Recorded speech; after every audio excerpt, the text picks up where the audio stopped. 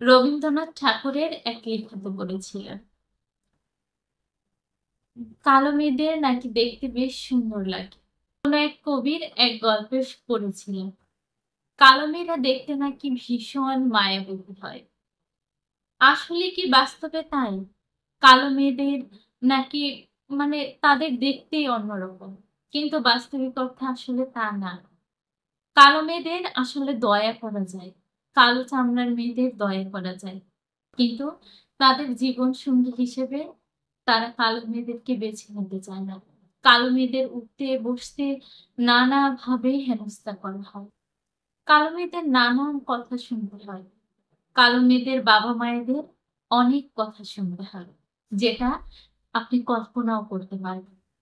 কিন্তু সে তো এটা ইচ্ছে করে আনেনি। তার ঘরে যদি সন্তান হয় শ্যাম বর্ণের, কালো বর্ণের, তাকেও অনেক কথা শুনতে হয়, যেন সে কালো হয়ে দুনিয়ার সবচেয়ে বড় অপরাধটা করে ফেলেছে। কালো হওয়া কি আসলে দোষের?